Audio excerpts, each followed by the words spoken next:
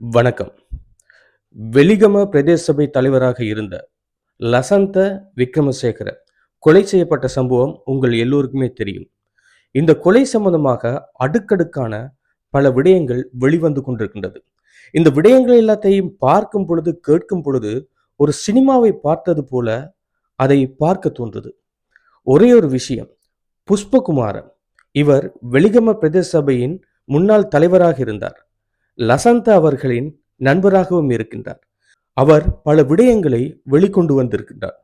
அது மட்டுமில்லாமல் அந்த கொலை நடந்த சம்பவ தினத்தன்று நடந்த விடயம், கொலை எப்படி இடம்பெற்றது, அதன் பிறகு என்ன இடம்பெற்றது, இந்த கொலையுடன் யார் யார் சம்பந்தம், இப்படியெல்லாம் பல்வேறுபட்ட விடயங்கள் இப்பொழுது வெளிவந்து கொண்டிருக்கின்றது. அவர் சார்ந்தவர்கள் வெளிப்படையாக வந்து சொல்ல ஆரம்பித்திருக்கிறார்கள். முதலாவதாக பார்க்கலாம், இந்த கொலை எப்படி இடம்பெற்றது என்று. ஒருவர் வருகிறார், துப்பாக்கிதாரி தான் வருகிறார்.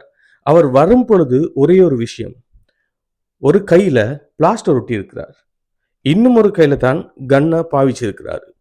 அவர் கொஞ்சம் கொஞ்சமாக அங்க ஒரு 6 சீட் இருக்காம், ஒவ்வொரு சீட்டையும் கடந்து கடந்து தான் அந்த அவரை சந்திக்கிறதுக்காக போயிருக்கிறார். அதாவது லசந்தவை சந்திக்கிறதுக்காக போயிருக்கிறார்.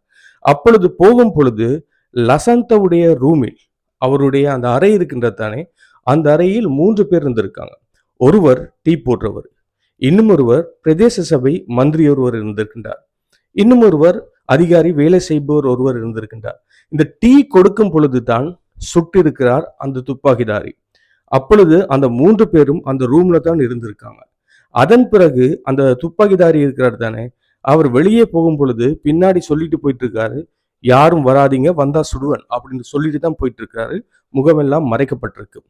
அத்தோடு இவங்க எல்லாரும் என்ன செய்திருக்காங்கன்னு சொன்னால், அவரை உடனடியாக வாகனத்தில் ஏத்தி, கிட்டத்தட்ட ஒரு 3.5 நிமிடங்களுக்கு பிறகு வாகனத்துல ஏத்தி மருத்துவமனைக்கு எடுத்துட்டு போயிருக்காங்க. அப்போ மருத்துவமனைக்கு போகும் பொழுது 2 மோட்டார் சைக்கிள் வேகமாக பின்தொடர்ந்து இருக்கிறது. உடனடியாக 2 மோட்டார் சைக்கிள் வர்றதை பார்த்துட்டாங்க. இவரை கூட்டிட்டு போன அந்த மருத்துவமனை கூட்டிட்டு போன வாகனமும் வேகமா போயிட்டு, அங்க போலீஸ் போஸ்ட் ஒன்று இருந்திருக்கு. அந்த இடத்துல அந்த வாகனத்தை நிறுத்தி அந்த போலீசாருக்கு சொல்லும் பொழுது, வந்த 2 மோட்டார் சைக்கிளும் வரவில்லை என்று அந்த புஷ்பகுமார் என்பவர் சொல்லியிருக்கிறார். அங்கு இருந்தவர்களும் சொல்லியிருக்காங்க. அது பிறகு மருத்துவமனைக்கு கொண்டு சென்றது பிறகு அவர் உயிரிழந்த சம்பவங்கள் எல்லாமே தெரிஞ்ச ஒரு விஷயம்தான். ஆனால் அவர் கொல்லப்படுவதற்கு முன்பு அவர் போலீசாருக்கு ஒரு கடிதத்தை எழுதுகிறார், அவருக்கு பாதுகாப்பு கேட்டு. அந்த கடிதத்தில் தான் யாரால் கொல்லப்பட போகிறேன், எனக்கு யாரால் அச்சுறுத்தல் இருக்கிறது, உங்களுடைய பாதுகாப்பு எனக்கு தேவை அப்படின்னு அவர் எழுதியிருக்கிறார். அதுல பத்மையாக இருக்கலாம், அராக்கட்டாவாக இருக்கலாம், ருவான் என்கின்ற ஒரு நபர், இன்னும் ஒருவர் ரஷ்யாவில் இருக்கின்றார். இதில் முக்கியமான விஷயம் என்ன தெரியுமா, யாரால் இவர் கொல்லப்படுவேன் என்று சொன்னாரோ அந்த 4 பேரும் இப்பொழுது சிறைச்சாலைகள்ல தான் இருக்கிறாங்க. பத்மே சிறைச்சாலையில, அராக்கட்டா சிறைச்சாலையில, ருவான் என்பவர் பூச சிறைச்சாலையில, அதுபோல் இன்னும் ஒருவர் ரஷ்ய சிறைச்சாலையில இருக்கிறார். ஆக சிறைச்சாலையில் இருந்து தான் இவரை கொலை செய்ததாக இப்பொழுது எல்லோருமே சொல்றாங்க. சிறைச்சாலையில் இருந்து எப்படி கொலை செய்யறது, இந்த ஒரு கேள்வி எல்லோருக்குமே வரும். சிறைச்சாலையில இருந்து அங்க ருவான் என்பவர் ஒரு ஃபேஸ்புக் போஸ்ட் ஒன்றும் போட்டிருக்காரு, வெள்ளை உடுப்போட இருக்கிறீங்க, அந்த காலத்துல கருப்பு உடுப்போட நீங்க செஞ்சவெல்லாம் எங்களுக்கு தெரியும் அப்படின்னு சொல்லி பூசா சிறைச்சாலையில் இருக்கிற ஒருவர், அதாவது இவர் கடிதத்தில் எழுதிய ஒருவர் ஃபேஸ்புக் போஸ்ட் போட்டிருக்காரு. எப்படி சிறைச்சாலையில் இருந்து கொண்டு வெளியில போஸ்ட் போடுறது? ஒரு நேரம் சொல்லலாம், எனக்கு தெரிஞ்ச ஒருவர் மூலம் இந்த போஸ்ட்டை போட்டேன் அப்படின்னு கூட சொல்லலாம். இது நடக்கக்கூடிய ஒரு விஷயம்தான்.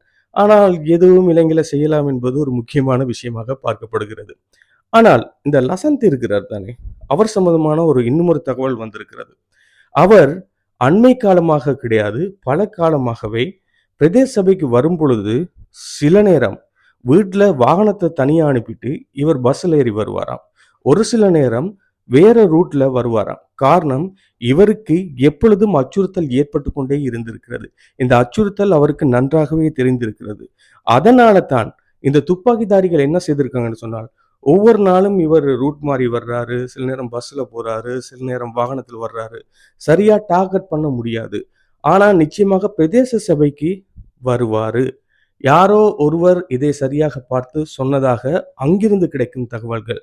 அந்த முன்னாள் சபை தலைவர் என்று சொன்ன புஷ்பகுமார் அவரும் சொல்லியிருக்கிறார், வீட்டாரும் சொல்லியிருக்கிறாங்க, அங்கு பணிபுரிபவர்களும் சொல்லியிருக்காங்க. யாரோ ஒருவர் தகவலை சரியா சொல்லியிருக்காங்க. வீட்டில் வச்சோ ரோட்ல வச்சோ இவரை சுடுறது ரொம்ப ரொம்ப கஷ்டம். அதனால நிச்சயமாக இந்த இடம் பிரதேச சபைக்கு வருவாரு. அதனால தான் இந்த இடத்த தெரிவு செய்வதற்கான காரணம் அப்படின்னு சொல்றாங்க.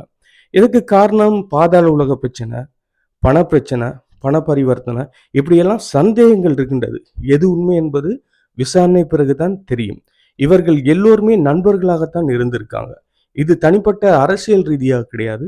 தனிப்பட்ட பாதாள உலக அல்லது போதை சம்பந்தமான இப்படியான பிரச்சனைகளில் தான் இந்த கொலை சம்பவம் இடம்பெற்றிருப்பதாக இப்பொழுது தகவல் கிடைத்திருக்கு. இத கேட்கும் போதே பாருங்க, ஒரு கதை கேட்கிற மாதிரி இருக்குல்ல.